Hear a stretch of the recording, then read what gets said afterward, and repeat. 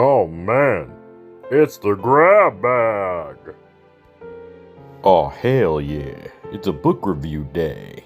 It's more than that, we're talking about Shannara. Don't get me started, we ain't gonna call it Shannara here. Well, I've been thinking a lot about the Shannara series. In fact, I really quite often think about it because it's stuck with me ever since I read them. The first book, The Sword of Shannara, is very, very, very much just it's a pretty blatant ripoff of The Lord of the Rings. I still like it, but you can't unsee it. It is The Lord of the Rings. However, its sequel is a completely different story. Yeah, didn't they make that horrible television show based off of this book? The Elfstones was such a good book, but this TV show, it was steaming hot garbage. Yeah, I don't really want to think about the Shannara Chronicles. That was one of the worst blunders I think they could have ever done with what they did to that. Ugh. First off, Amberle, she's supposed to have brilliant red hair because of the plot of the book. It's really important. And, well, this is kind of what she's supposed to look more like. And this is what they actually made her look like. The Elfstones is a direct sequel set with the following generation. So you follow the story of Will, the son of Shay, who is even less of an elf. The main character of the first book, Shay, is a half-elf, and so Will, being half of a half-elf, is a quarter-elf. And this is a very important plot point to the story. And you also have Amberle, who is the elf princess and basically the chosen one for the story. And it is highly important that she's kept alive because she is the last chosen of the Elcris tree. And if the Elcris tree were to die, then the barrier between the human world and the demon world goes down, and the demons will infest the lands of Shannara. And that's the intro to this story. The Elcris tree is dying, the barrier is weakening, and several demons have broken through.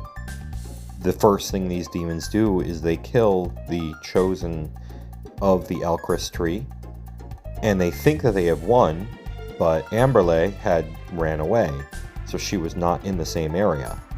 And what I love about this story is the fact that the whole story is protect her from these particular demons, and one of them is a complete and utter monster, the Reaper, who follows Will and his team, and, first encounter, literally kills all of the members of Will's team except for Will and separates them off. And it's incredible. The Reaper just follows Will and Amberle through the whole story as they're trying to hide. They meet up with a band of rovers and they wind up going to a land of these two witches who are fighting with each other.